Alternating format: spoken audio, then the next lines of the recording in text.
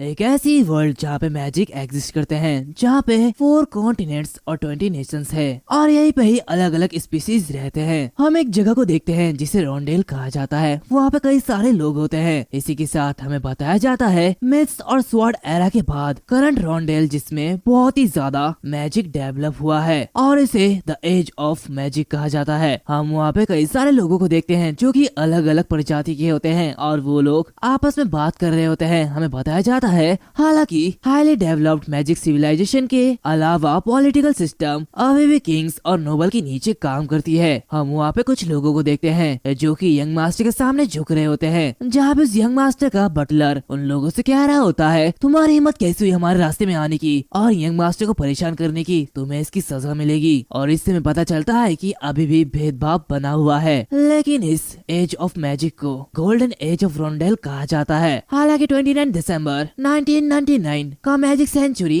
New century में आने से एक ही दिन दूर है, जहां द विल ऑफ आर्चमैन रिवील हुआ है और पूरी दुनिया इस वजह से उल्टी हो गई है। हम एक एल्डर को देखते हैं जो कि कह रहा होता है पावर, नॉलेज और वेल्थ, मेरे पास जो भी है मैंने उसे इस दुनिया में कहीं छिपा दिया है और जो लोग इसकी इच्छा रखते हैं वो ओनरलेस फेट को ले सकते हैं और इसे ढूंढ सकते हैं। इसी के साथ हमें इस एल्डर के बारे में बताया जाता है ये और कोई नहीं बल्कि एक विजार्ड है जिसने अपने पीछे एक ऐसी वसीयत को छोड़ी है जिसने पूरी दुनिया को पलट के रख दी। वो एक पोनियर था जिसने रोंडेल को golden age of magic century में ले गया था और साथ ही वो उभरते इस एम्पायर का आर्चड्यूक भी था और यह है 9 circle of wizard Manuel Lucas. हम वहाँ पे कई सारे ऐसे लोगों को देखते हैं जो कि लूकस की तरह आर्चमेज बनने का इच्छा रखते हैं। आर्कमेज लूकस कह रहा होता है तुम आर्कमेज लूकस के फेट को पोजेस कर सकते हो, तो बस इसकी इच्छा रखो। और ऐसे ही जो लोग लूकस के फेट को चाहते हैं उन लोगों ने अपनी जर्नी शुरू कर दी और कुछ ही दिनों में इसे लेकर अनगिनत अफवाहें फैलने लगी, जहाँ लूकस की dungeon the badland of the dragon में भी एग्जिस्ट करती है। इसी के साथ लूकस की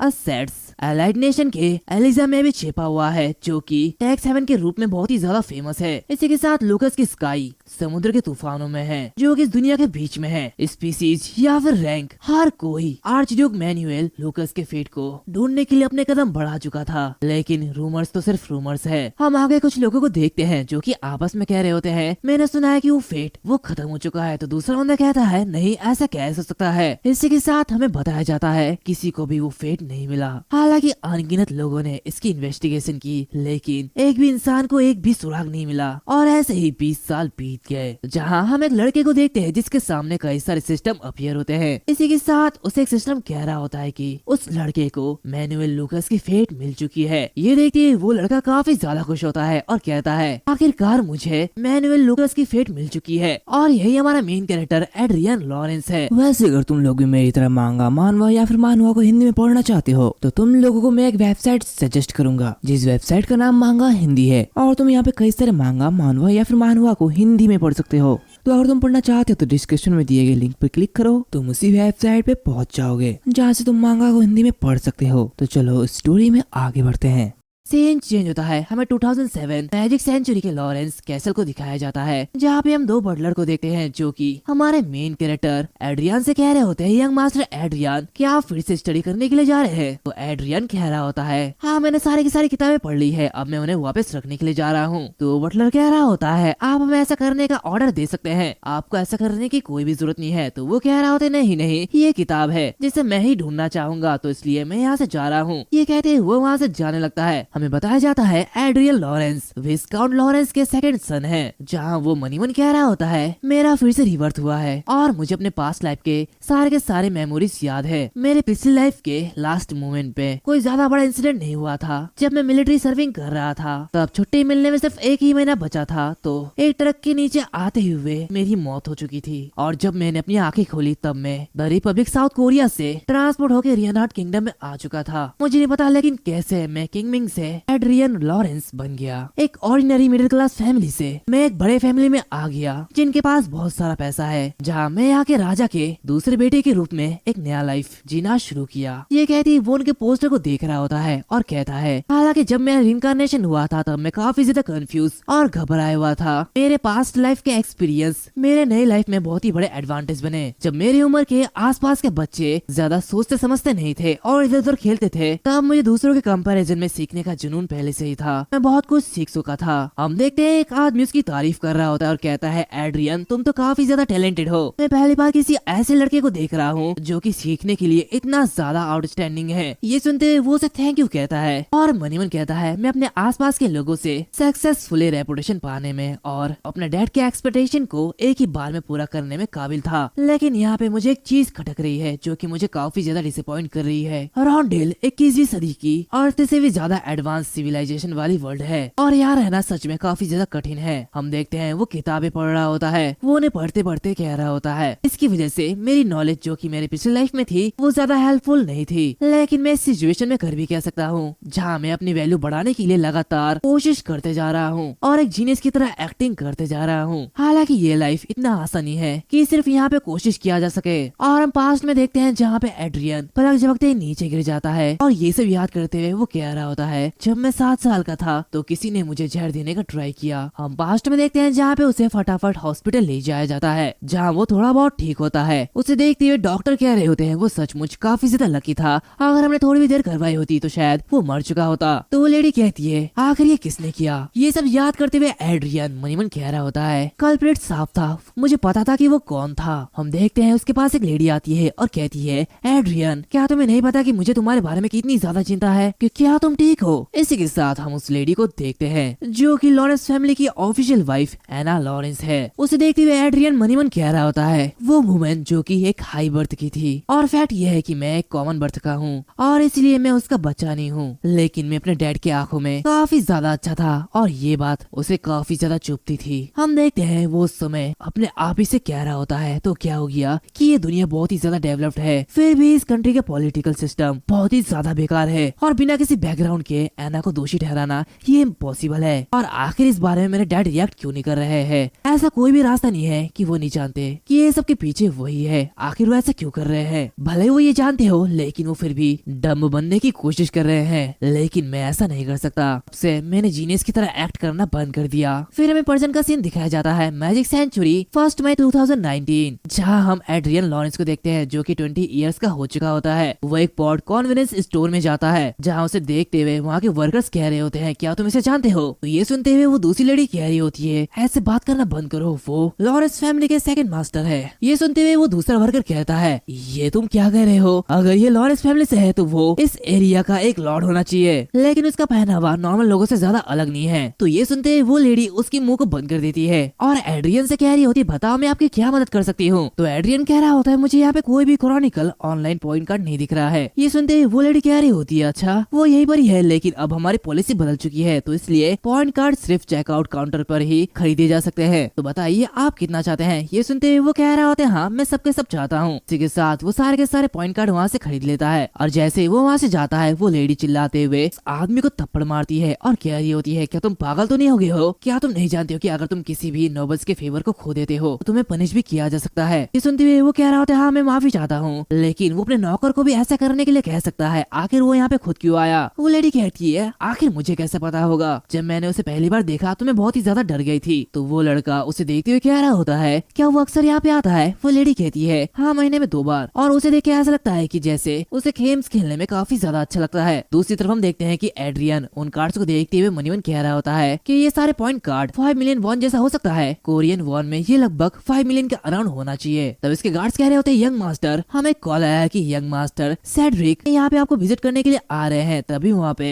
एड्रियन की मदर सेल्विया लॉरेंस आती है जो कि उसे कह रही होती है, एड्रियन क्या तुम यहाँ पे हो? तो ये सुनते हुए वो कह रहा होता है, हाँ यहाँ पे हो, लेकिन ह्यूंगनिम आखिर वो कहाँ पे है? तभी वहाँ पे सेड्रिक आ पहुँचता है और चिल्लाते हुए कह रहा होता है, एड्रियन क्या तुम बिना किसी गाड़ी के यहाँ पे बाहर घूम रहे हो? तो तुम्हारा दिमाग ठीक तो है? आखिर तुम ऐसा क्यों कर रहे हो? और ये एड्रियन का हाफ ब्रदर सेड्रिक लॉरेंस है। ये देखते हुए एड्रियन मनीवन कहता है, ये तो काफी ज्यादा एनोइंग है। तभी सेड्रिक उससे कहता है, अगर तुम किसी नोबल के चाइल्ड हो तो क्या तुम्हें अपने परिवार के प्रेस्टीज के बारे में सोचना नहीं चाहिए? ये सुनते हुए एड्रियन मनीवन कह रहा होता है, क्या फैमिली के प्रेस्टीज? बकवास, ये तो हमेशा लड़कियों के साथ खेलता रहता है। अगर ये कोई नोबल नहीं होता तो वो अभी अपना ख्याल भी नहीं रख पाता। वैसे भी अगर मैं वापस बात करता हूँ तो ये लंबे समय तक चलेगा, तो इसलिए मैं बस शांत रहूंगा। वो कह रहा होता है, ठीक है मैं बस ऐसे ही आ गया था, मैं अगली बार से इसका ध्यान रखूंगा। तो सेड्रिक उससे कह रहा होता है, किसी भी सिचुएशन में एक कॉमनर मिक्स ब्लड का होना ये कोई प्राउड की बात नहीं है। तभी एड्रियन उससे कह रहा होता है, वैसे ब्रदर आखिर तुम यहाँ पे क्यों आए हो? तो सेड्रिक कहता है, ऐसा लगता है कि डैड मुझे अपना बिजनेस संभालने के लिए देने वाले हैं फास्ट डिस्ट्रीब्यूशन, इसके बारे में तुम्हें भी सुनना चाहिए। इसी के साथ में बताया जाता है अर्थ के स्टैंडर्ड्स के अकॉर्डिंग रोंडेल नोबल फैमिलीज, कांग्लोमेरेट्स और पॉलिटिशियन के एक पावरफुल कॉम्बिनेशन है और अकॉर्डिंगली ये रईस अलग अलग बिजनेस में लगे हुए हैं। फास्ट डिस्ट्रीब्यूशन ये एक माइनिंग इंडस्ट्री है जो कि एक बहुत ही बड़ा मनी सोर्स है, जो कि लॉरेंस फैमिली के जरिए चलाए जाने वाले बिजनेस में से एक है। दूसरी तरफ एंड्रिक, इसे देखते हुए मनीमन कह रहा होता है अब मुझे पता चला सेड्रिक यहाँ पे अचानक क्यों घुस आया, क्योंकि वो बहुत ही ज्यादा लालची है। फिर सेड्रिक उससे कह रहा होता है जैसे कि तुमसे एक्सपेक्टेड है तुम इसे अच्छी तरह से समझ जाओगे, है ना। ये सुनते हुए एंड्रिक उससे कह रहा होता है और तुम्हारा बिजनेस के साथ तुम्हारा खत्म हो चुका है तो प्लीज वापस लौट जाओ। मैंने गेम खेलने के लिए बहुत सारा पैसा चुकाया है तो इसलिए मुझे गेम खेलना है। और ये कहते वो गेम कार्ड बाहर निकलता है, जो कि देखते हुए सेड्रिक जोरों से हंसने लगता है और उसे कह रहा होता है बिल्कुल ठीक है, तुम्हें बस यही करना चाहिए, तुम और कुछ कर भी नहीं पाओगे। तब इसकी मॉम उसके पास आती हुई कह रही होती है एड्रियन क्या तुम ठीक हो? तो एड्रियन कह रहा होता है हाँ मैं बिल्कुल ठीक हूँ और इस बिजनेस में शामिल ना होना ही सबसे अच्छी बात है। इसी के साथ वो उस महल में चले जाता है जहाँ वो अपने बटलर से कह रहा होता है मैं अब गेम खेलने के लिए जा रहा हूँ, तो इसलिए अगर कोई भी जरूरी काम ना हो तो मुझे कॉल मत करना।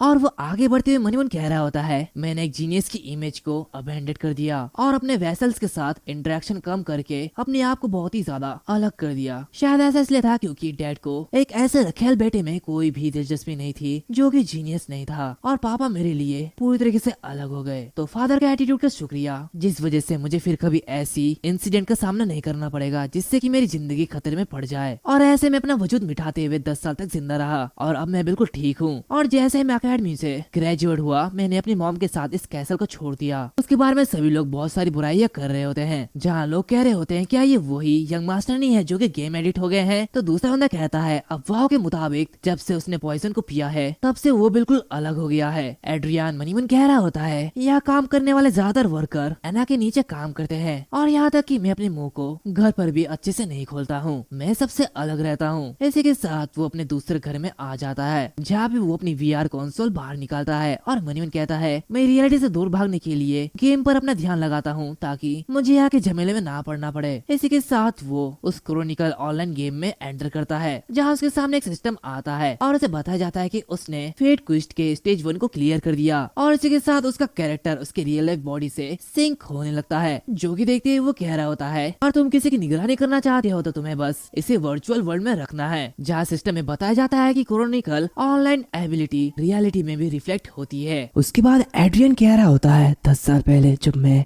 रॉयल एकेडमी में एडमिशन हुआ था और जब मैंने अपने असाइनमेंट के मैनुअल लूकस पर रिसर्च किया था तब मुझे कुछ ऐसा मिला जिसके बारे में मैंने कभी नहीं सोचा था। लूकस फैमिली की क्रीस्ट, चाहे मैं इसे कैसी भी दिखूं, ये एक अंग्रेजी वर्ड है वाई, लेकिन मुझे ये नहीं पता था कि इस दुनिया में आखिर कोई इंग्लिश वर्ड कैसे हो सकता है। और कन्वर्स्ड होने के बाद मैंने मैनुअल लूकस पे और भी ज्यादा इन्वेस्टिगेट की और चारों ओर से इस बात के एविडेंस मिल रहे थे कि वो एक अर्थवासी है। तो मैंने अर्थ के बारे में अपने पिछली लाइफ के नॉलेज का यूज उस फेट की तलाश में किया जो कि वो छोड़ गया था। मैंने इसकी बहुत ही ज्यादा रिसर्च की और इन दी एंड फाइनली मुझे मिल चुकी है और मैंने इस फेट पे अपना हाथ जमा लिया है। ये कहते ही वो काफी ज्यादा खुश हो रहा होता है। वो मन ही मन कह रहा होता है मैं तो अभी फूलों की राह पर चल सकता हूँ। तभी अचानक से उसके ऊपर अटैक होता है जिससे कि वो जख्मी हो जाता है। ये देखते ही वो कह रहा होता है ये वही है जो कि मैंने सोचा था और उसके सामने गॉब्लिन होता है जो कि उसके ऊपर हिट कर रहा होता है। वो कह रहा होता है ये बिल्कुल हेल की तरह हट करता है, ये बहुत ही ज्यादा बेकार है। एड्रियन कहता है और ऐसे ही जब मैंने उस फेट को अपने हाथों से पकड़ा तब मेरा ट्रू सफरिंग शुरू हुआ, लेकिन क्या मैं डर की वजह से इससे ठीक से लड़ सकता हूँ? और ये कहते वो काफी तेजी से आगे बढ़ता है और उस गॉब्लिन पर क्रिटिकल हिट करते हुए उसे मार डालता है जिससे कि उसकी लेवल अप होती है और वो लेवल 10 में पहुंच चुका होता है। तभी उसके सामने एक सिस्टम नोटिफिकेशन आता है जहाँ पे उसे बताया जाता है कि मेन गॉड एरियल उसे एक सीक्रेट प्लेस में मूव कर रहे हैं। और ऐसे ही उसके सामने कई सारे नोटिफिकेशन आते जाते हैं जहाँ पे उसकी जो कैरेक्टर है वो उसकी रियल बॉडी से सिंक हो जाती है, जहाँ क्रोनिकल ऑनलाइन की एबिलिटी उसकी रियलिटी में भी इफेक्ट होगी। ये सब देखते हुए वो कह रहा होता है फाइनली मैं लेवल 10 में पहुंच चुका हूँ, लेकिन इस सिंक्रोनाइजेशन की वजह से इसमें बहुत ही ज्यादा टाइम लग रहा है और इतना मैंने कभी नहीं सोचा था। तब इसके पीछे एक डोर ओपन होता है और सिस्टम उससे कह रहा होता है क्या तुम मैनुअल लूकस के मैजिक टावर की सेकंड फ्लोर तक जाना चाहोगे। तो ये देखते हुए वो कह रहा होता है हाँ क्यों नहीं। और ऐसे वो डोर को खोलता है जहाँ पे सिस्टम उससे कह रहा होता है 1 सर्कल क्रिएट हो चुका है और एक सर्कल के क्रिएशन के अकॉर्डिंग तुम्हें मेज का काम दिया जाता है और इसकी मदद से एड्रियन को एक पावर अप मिलता है। वो यही देखते हुए कह रहा होता है फेट की ट्रू वैल्यू कोई मनी नहीं है बल्कि ये बस इसी से ही शुरू होता है। वो मनी में कह रहा होता है अब तक मैं बस ये सोच रहा था कि एमपी जो कि एचपी के साथ दिखाया जाता है वो बस एक माना है, लेकिन मुझे कभी भी माना की प्रेजेंस रियल लाइफ में महसूस नहीं हुई। ये काफी ज्यादा अजीब है। और इसी के साथ सर्कल क्रिएशन कंप्लीट हो जाती है। वो मनी कह रहा होता है अब मैं अपने सीने में माना के सर्कुलेशन की प्रेजेंस को महसूस कर सकता हूँ। वैसे ये कोई आसान प्रोसेस नहीं है। तो ये है फेट की ट्रू पावर, गेम और रियल लाइफ के बीच सिंक्रोनाइजेशन। ये काफी ज्यादा बढ़िया है। और ये कहते ही वो वहाँ के किताबों को देख रहा होता है और मनीमन कहता है जो कि एक सर्कल क्रिएट हो चुका है तो क्या मैं कोई ऐसी टेक्निक सीख नहीं सकता जो कि इसके लिए यूजफुल हो। शायद मुझे यकीन है कि इन किताबों में कुछ मिल जाएगा। तब इसके सामने एक सिस्टम नोटिफिकेशन ओपन होता है जहाँ पे इसे बताया जाता है कि क्या वो कुछ मटेरियल्स को देखना चाहेगा। ये देखते हुए वो कहता है क्या मटेरियल्स, यहाँ पे बहुत सारी किताबें हैं तो इसलिए मैं ये सोच रहा था कि मैं उन सभी को कब देख पाऊंगा। लेकिन जैसे कि ह्यूमैनिटी के बेस्ट मेज मैनुअल लूकस से एक्सपेक्टेड किया जाता है, इसी के साथ वो उन टेक्निक को सीखने लगता है कि तभी अचानक उसे हेडेक आता है। ये देखते हुए वो कह रहा होता है धिक्कार है, ये कितना बड़ा हेडेक है। ये बिल्कुल वैसा ही है। स्किल्स और मैजिक को सीखने के लिए बस स्किल बुक को टच करने की जरूरत है। ये बिल्कुल गेम की तरह है, लेकिन मेरे सर में प्रिंसिपल को उकरने की ये प्रोसेस काफी ज्यादा पेनफुल है। और ऐसे ही वो एक लास्ट बुक पकड़ता है और कह रहा होता है लेकिन अब ये आखिरी बचा है। एंड ये बुक सर्कल कॉन्सिलमेंट टेक्निक बुक होता है। वो उस स्किल को सीखते हुए मन कह रहा होता है ये एक ऐसी स्किल है जिसकी मुझे सबसे ज्यादा जरूरत है। ऐसा लगता है कि वे मेरी सिचुएशन को जानता है और इससे उसे और एक बड़ा हेडेक आता है जिससे कि वो नीचे गिर जाता है। वो कह रहा होता है मैंने बहुत ही मुश्किल से अपने कदम को आगे बढ़ाया है, मैं अब और चल नहीं पा रहा हूँ। इसी के साथ वो मैं बताता है मैंने मैनुअल लूकस के फीट से ज्यादा कुछ होप नहीं किया था। मैं बस यही चाहता हूँ कि मैं और मेरी मॉम बिना किसी प्रॉब्लम के आराम से रहे और मैं उनके लिए सब कुछ करने के लिए चाह रहा हूँ। फिर मैं अगले दिन मेंशन ट्रेनिंग हॉल का सीन दिखाया जाता है जहाँ हम एक आदमी को देखते हैं जो कि ट्रस्टवर्दी, कॉन्फिडेंट और गार्ड नाइट वाइस होता है। वो एड्रियन से कह रहा होता है जितना मैंने सोचा था तुम्हारी स्टेमिना उससे कई ज्यादा है। ये सुनते हुए एड्रियन अपने ट्रेनिंग को रोकते हुए कह रहा होता है तो ऐसी बात है। वाइस उससे कह रहा होता है अगर ऑनेस्टली कहूँ तो जब आपने कहा कि आप स्वॉर्ड्समैनशिप का ट्रेनिंग लेना चाहते हैं तो मैं काफी ज्यादा हैरान हो गया था। तो ये सुनते हुए एड्रियन कह रहा होता है इन दिनों मेरा बॉडी थोड़ा सा भारी लग रहा था तो इसलिए मैंने सोचा कि मैं थोड़ा ट्रेनिंग कर लूं। और वो मनीमन कहता है ईमानदारी से कहूँ तो मुझे लगा कि इससे मेरी गेम में मदद मिलेगी और इस रियल लाइफ ट्रेनिंग से मैं गेम में भी अच्छा कर सकता हूँ और इसके जरिए मैं सच में अपनी माना सर्कल और अपनी स्टेमिना को इम्प्रूव कर सकता हूँ। और ऐसा लगता है कि गेम में इम्प्रूव की गई स्टेट्स रियल लाइफ में काम आ रही है और ये काफी ज्यादा अच्छा है। हाँ, दूसरे शब्दों में इसका मतलब यही है कि जिन स्किल्स को मैं गेम में यूज कर सकता हूँ उन्हें मैं सच में भी यूज कर सकता हूँ। और लकीली मैं अपने सर्कल को छिपाने की प्रॉब्लम को माना सेंसिटिव नाइट्स के साथ द कॉन्सिलमेंट स्किल के साथ सॉल्व कर लिया, जो कि काफी अच्छी बात है। तभी वाइस उससे कह रहा होता है वैसे तुम्हारे साथ कुछ अच्छा हुआ है क्या। ये सुनते हुए वो मनीमन कहता है क्या ये बहुत ही ज्यादा एक्साइटेड लग रहा है। और वो उससे कहता है हाँ मुझे गेम में बहुत ही अच्छा आइटम मिला है। उसकी ये सारी बातें सुनते हुए आसपास के लोग कह रहे होते हैं जैसे किसी गेम एडिक्ट से एक्सपेक्टेड किया जाता है ये बस वैसा ही है। और वाइस भी कितना ज्यादा अजीब है, एक पावरलेस और पैथेटिक ह्यूमन के सामने इतना अच्छा बनने की कोशिश कर रहा है। तो उन सब की बातें सुनते हुए वाइस कह रहा होता है ये तो बहुत ही ज्यादा रूड है, मैंने सबक सिखाता हूँ। तो अभी एड्रियन उन्हें रोकता है और कहता है अरे उनकी बातों का बुरा मत मानो, ये लोग तो ऐसे ही बातें करते रहेंगे। इसी के साथ वो मनीमन कह रहा होता है मैं थैंक्सफुल हूँ कि मेरी जगह वो नाराज हो रहा है, लेकिन ये सब कुछ मेरी मजबूरी है क्योंकि एना और सेड्रिक की नजरों से बचने के लिए मुझे पैथेटिक दिखने की जरूरत है। अभी एक बेकार कमीने के रूप में नजरअंदाज किया जाना मेरे लिए सबसे अच्छी सिचुएशन है। और फिर कुछ समय बाद वो फिर से उस क्रॉनिकल ऑनलाइन गेम में एंटर करता है जहाँ वो जाते हुए कह रहा होता है अब मुझे कंफर्म हो गया कि यहाँ की स्टेट्स सच में रियल लाइफ में भी काम करती है, लेकिन मुझे किस चीज की सबसे ज्यादा जरूरत है जो जल्द ही मुझे और भी ज्यादा पैसा कमाने के लिए मदद करे और दूसरे एबिलिटीज की ओर ले जाए। तब इसके सामने प्रोडक्ट लिस्ट ओपन होता है। ये देखते हुए वो मन मन कह रहा होता है किसी ने ये कहा था कि गेम में सबसे इम्पोर्टेंट चीज तुम्हारे वॉलेट की पावर होती है। और उसके सामने कई सारे किट होते हैं जिन सभी को वो खरीद लेता है और कहता है उन्हें सबसे पहले खरीदना ये काफी अच्छा होता है, लेकिन क्या वर्कशॉप को यूज करने के लिए मुझे कम से कम 10 लेवल का होना चाहिए, तब जाके मैं इसको यूज कर पाऊंगा। आज सबसे मेन इवेंट है जहाँ वो समन सपोर्टर देखता है जो कि एक टाइम 500 किट और 10 टाइम 4500 किट का होता है। ये देखते ही वो कह रहा होता है, अच्छा तो सपोर्टर तो मेरे कमजोर स्टेमिना होने के बदले इस एग्रो से मैं अपने लेवल को बढ़ा सकता हूँ, और लेवल बढ़ाने के लिए मुझे एक्सपी की जरूरत है, लेकिन ये ध्यान में रखते हुए कि मैं एक पार्टी के साथ खेल सकता हूँ तो ये पैसे की बर्बादी नहीं है। तो चलो मेरे टैंकर के लिए सबसे हाईएस्ट ग्रेड वॉरियर को चुनते हैं जिसकी कीमत चाहे कुछ भी हो जाए, और इसी के साथ वो समन सपोर्टर 10 टाइम्स को बाई कर लेता है। उसके कुछ से बाद वो कह रहा होता है, इसके चांस बिल्कुल कोरिया के एक बेकार स्कीम की तरह है। मैंने इसमें 30 मिलियन वॉन खर्च किया लेकिन मुझे अभी तक कोई भी अच्छा सपोर्टर नहीं मिला है, ये कितना बकवास है। तभी उस एक सपोर्टर की आईडी कार्ड दिखता है, एरिका द हेवन स्टील, जिसकी लेवल 25 होती है और ये यूनिक टियर की होती है। ये देखते ही वो मनी मन कह रहा होता है, इसकी लेवल तो काफी ज्यादा है और इसी के साथ साथ ये एक यूनिक टियर पे है। फाइनली मुझे यूजफुल सपोर्टर मिल गया है। इसी के साथ वो उसे रजिस्टर करता है कि तभी उसके सामने एक नोटिफिकेशन ओपन होता है जहाँ पे उसे बताया जाता है कि एक बार सपोर्टर को रजिस्टर करने के बाद तुम चाहे जितनी भी कोशिश कर लो उसे चेंज नहीं कर पाओगे। तो क्या तुम सच में इसे रजिस्टर करना चाहते हो? तो एड्रियन उसे रजिस्टर करता है और तभी उसके सामने वो लेडी यानी कि एरिका अपीयर होती है। ये देखते हुए वो कह रहा होता है, ये इसका एक्सप्रेशन लेस फेस बिल्कुल एक गोलम की तरह दिखता है और इसकी आउटर अपीयरेंस एक ह्यूमन की तरह दिखता है, लेकिन सच में ये वाकई में बहुत सुंदर है। और वो उससे कह रहा होता है कि हमें लेवल अप करने के लिए आगे चलना चाहिए, और इसी के साथ वो लेवल अप करने के लिए उन गोलम के साथ फाइट करने लगते हैं जहाँ पे एरिका ही अकेले लड़ रही होती है, जिसकी मदद से कुछ ही समय में एड्रियन लेवल 20 में पहुंच जाता है। ये देखते हुए वो कह रहा होता है, ये काफी ज्यादा अच्छा है क्योंकि मेरे पास एक टैंकर सपोर्टर है तो मैं काफी इजीली लेवल अप कर सकता हूँ। भले ही ये मेरे एक्सपीरियंस का एक छोटा सा हिस्सा लेता है, लेकिन मुझे ऐसा फील नहीं होता कि इसमें मुझे कोई भी घाटा हो रहा है। हालांकि अफसोस की बात होगी क्योंकि लेवल जितना ऊंचा होगा सपोर्टर को उतनी ज्यादा एक्सपी मिलेगी, लेकिन फिर भी ये बिल्कुल ठीक है। और इसी के साथ वो उस गेम से बाहर आ जाता है। तो बाहर आते हुए कह रहा होता है, आज के दिन बहुत ही ज्यादा फायदेमंद था, मुझे तो काफी ज्यादा मजा आया, तो चलो थोड़ा सा ब्रेक ले लेते हैं और ट्रेनिंग हॉल में चलते हैं। कि तभी वो अपने साइड में किसी आदमी को मतलब औरत को देखता है और ये और कोई नहीं बल्कि एरिका होती है।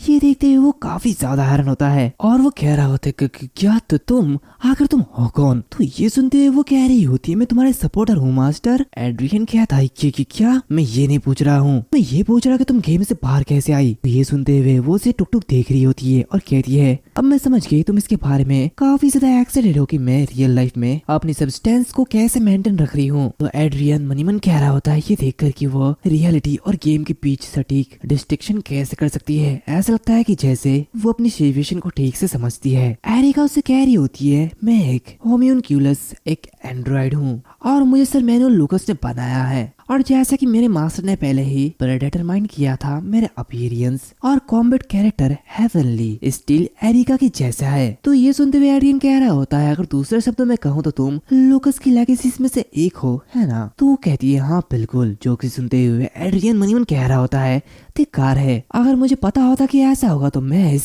टैंकिंग सपोर्टर को कभी नहीं चुनता। तो उससे कह रहा होता है, क्या तुम्हारे गेम की स्टेट्स अभी भी वैसे ही है? तो एरिका उससे कह रही होती है, हाँ क्रोनिकल ऑनलाइन में तुम्हारा लेवल बढ़ने पर रेस्ट्रिक्टेड स्टेट्स फिर से मिल जाएंगे, और फंक्शनली मुझे लगता है कि मेरे मैक्सिमम स्टेट्स एक ग्रैंड मास्टर के कंपेरेबल में है। ये सुनते हुए एड्रियन बहुत ही ज्यादा हैरान होता है और मनी मन कहता है, क्या ग्रैंड मास्टर? जब नाइट्स रैंकिंग को 9 क्लास में बांटा गया है तो ये लगभग 8 क्लास के बराबर होगी, और ग्रैंड मास्टर 8 सर्कल के मेज जैसे सेम रैंक पे थे और कॉन्टिनेंट के सबसे स्ट्रॉन्गेस्ट के बराबर थे। यहाँ तक कि रेनार्ड किंगडम में भी टॉप रैंक का मेज 7th क्लास में है और दुनिया में 8th क्लास में सिर्फ 8 ही मेज है। क्या मैनुअल लूकस ने इस लेवल का मॉन्स्टर बनाया है? ये सब सोचते हुए वो मनी मन कह रहा होता है, किसी भी हालत में किसी भरोसेमंद इंसान का होना मददगार होता है। अच्छा हुआ कि ये मेरे साथ है और मेरी बात मानेगी, लेकिन प्रॉब्लम ये है कि आखिर मैं इसे कैसे छिपाऊंगा? और वो उसे कह रहा होता है, यहाँ पे समन किए जाने से पहले आखिर तुम कहाँ पे थे, और वैसे रिवर्स समनिंग के बारे में क्या? तो ये सुनते हुए एरिका कह रही होती है, मुझे एक हॉली सिटी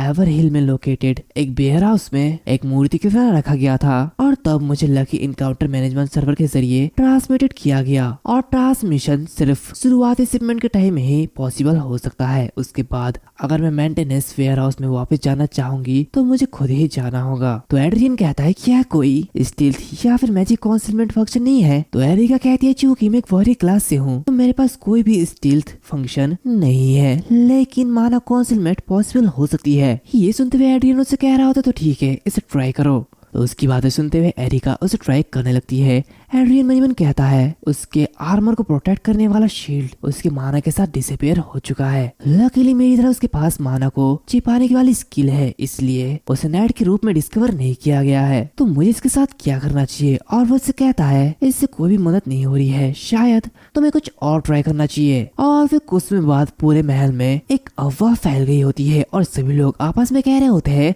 वैसे क्या तुमने उस अफवाह को सुनी है? मास्टर एड्रियन खुले तौर पे एक लेडी के साथ हवेली में घूम रहे हैं और उन्होंने उस लेडी को इनवाइट भी किया है। तो दूसरा आदमी कहता है यही नहीं बल्कि मैंने सुना है कि वो लोग हर जगह एक साथ जाते हैं, इसका मतलब वो आदमी जरूर पूरे वर्ल्ड का सबसे बेकार आदमी होगा। हम देखते हैं एड्रियन एरिका को लेते हुए घूम रहा होता है, जो कि देखते हुए उसकी मॉम काफी ज्यादा खुश होती है और कहती है एड्रियन तो तुम शादी कब कर रहे हो? और अगर ये कोई कॉमनर है तो मुझे कोई भी दिक्कत नहीं है। ये कहते हुए वो काफी ज्यादा खुश हो रही होती है। तो वाइस मनी कह रहा होता है यंग मास्टर क्या वो सच में इतने बड़े हो चुके हैं? ये सब सुनने के बाद एड्रियन फिर से अपने रूम में वापस चले जाता है जहाँ पे वो अपनी स्टैट्स को देखता है और वो लेवल 30 में ऑलरेडी पहुंच चुका होता है। ये देखते वो काफी साधारण होता है। इसी के साथ वो मनीमन कह रहा होता है अगर मैं एक इमेचर यंग मास्टर की तरह पेश आऊं जो कि एक अजीब लेडी को अपने हवेली में लाता है तो कोई भी एरिका पर शक नहीं करेगा। हालांकि मेरी मॉम की रिएक्शन काफी अजीब थी। और ये कहते ही वो एरिका से कह रहा होता है बाय द वे एरिका जब तुम गेम से जुड़े होते तो तुम्हारी रियल लाइफ में क्या होता है? तो एरिका उससे कह रही होती है मैंने इसे एको मोड पर स्विच किया है तो इसलिए ये मेरे लिए एक ब्रेक लेने जैसा है। हालांकि मेरा मॉनिटरिंग फंक्शन आपके प्रोटेक्शन के लिए काम करता है। एड्रियन उसे कहता है तो इसका मतलब यह है कि अगर बाहर कोई भी प्रॉब्लम आई तो तुम मुझे तुरंत बता सकते हो, है ना? तो एरिका कहती है यस मास्टर। ये सुनने के बाद वो उसे लेते हुए गेम के अंदर एंटर करता है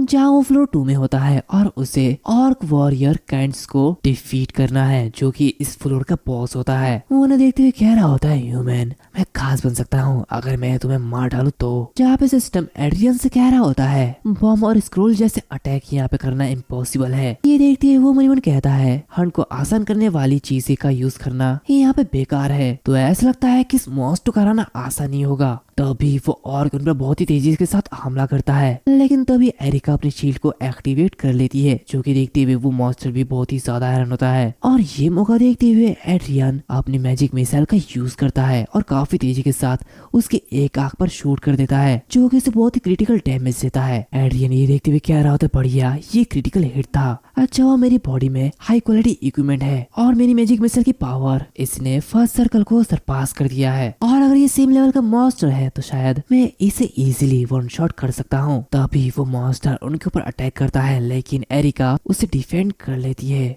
और जहाँ एड्रियन भी बार बार बचता है ये देखते है वो कहता है ये तो पागलपन है और वैसे भी ये ऑर्क बहुत ही ज्यादा घायल हो चुका है, लेकिन क्या ये आदमी बहुत ही ज्यादा पावरफुल नहीं है? दूसरी तरफ वो ऑर्क काफी तेजी के साथ उन पर हमला करते जा रहा होता है जो कि देखते हुए एड्रियन मनीमन कहता है अगर उसने मुझे एक बार में मार डाला तो मैं मर जाऊंगा। अच्छा हुआ मेरे साथ एरिका है नहीं तो मैं शायद यहाँ पे मारा जाता। हालांकि ये झूठ होगा कि अगर मैं कहूँ कि मैं दुश्मन से घबराया हुआ नहीं हूँ, लेकिन ये बहुत ही ज्यादा पावरफुल है। और इसी के साथ वो अपनी फॉर्मेशन को एक्टिवेट करता है जिससे कि वो ऑर्क जमीन के अंदर नीचे दब जाता है और वो एरिका से कह रहा होता है एरिका अब मैं हमला कर रहा हूँ तो इसलिए उसे उठने मत देना। तो एरिका उस पर हमला करते जाती है। ये मौका देखते हुए एड्रियन मैजिक मिसाइल का यूज फिर से करता है और उस ऑर्क वॉरियर को डिफीट कर देता है जिससे कि ये फ्लोर 2 भी क्लियर हो जाता है और मैनुअल लूकस का मैजिक टावर का 3rd फ्लोर भी ओपन हो जाता है। तभी सीन चेंज होता है, हमें सेम टाइम पर विस्काउंट लॉरेंस के ऑफिस का सीन दिखाया जाता है जहाँ पे हम एड्रियन की फादर यानी कि रेफोल्ड लॉरेंस को देखते हैं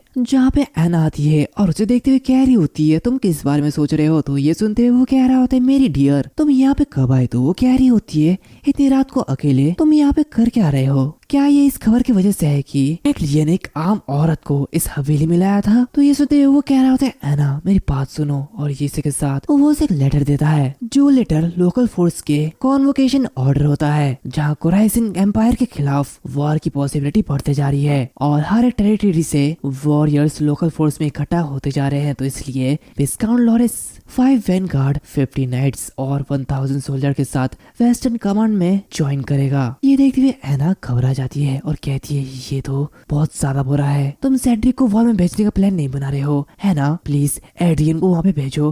वैसे भी वो हर दिन हवेली में गेम ही खेलता है और लॉरेंस फैमिली के मेंबर होने के रूप में उसे तो अपनी फर्ज को निभाना चाहिए, उसे ये करना होगा। तो रेफोर्ड कह रहा होता है, इतने समय तक उसे अकेला छोड़ने के बाद क्या तुम अभी उसे बुलाने और उसका यूज करने जा रहे हो? ये बेकार है। तो एना कह रही होती है, हाँ वैसे भी वो ये खुद चाहता था और अब तक उसने नोबिलिटी के राइट्स को पूरी तरीके से एंजॉय किया, तो उसे तो ये करना चाहिए। रेवुड कहता है, क्या तुम सचमुच यही सोचते हो? एना उसे कह रही होती है, लॉर्ड आप कहना क्या चाहते हैं? तो रेवुड कहता है, सेड्रिक इस टेरिटरी का सक्सेसर है और मैं ये श्योर करूंगा कि अब से तुम्हें और तुम्हारे फादर इन लॉ को किसी भी बात की परेशानी नहीं होगी। तो इस बार मेरे डिसीजन को फॉलो करो। और जैसे कि तुमने कहा, मैं इस बार एड्रियन को वॉर में भेजूंगा। हालांकि जब वो लौटेगा तो मैं पूरी तरीके से उसे इंडिपेंडेंट कर दूंगा। मुझे आशा है कि फ्यूचर में एड्रियन और सिल्विया को खतरे में नहीं डाला जाएगा। ये तुम्हारे लिए काफी होगा, है ना? तो अभी एड्रियन को आजाद होने दो। फिर हम अगले दिन देखते हैं जहाँ पे एड्रियन ट्रेनिंग कर रहा होता है। तो उसे देखते हुए वाइस कह रहा होता है, पिछले कुछ दिनों में तुम्हारी फिजिकल स्ट्रेंथ काफी ज्यादा इम्प्रूव हुई है, तुम बहुत अच्छा कर रहे हो। मैं यकीन नहीं कर सकता कि तुम इसमें इतनी तेजी से सुधार कर रहे हो,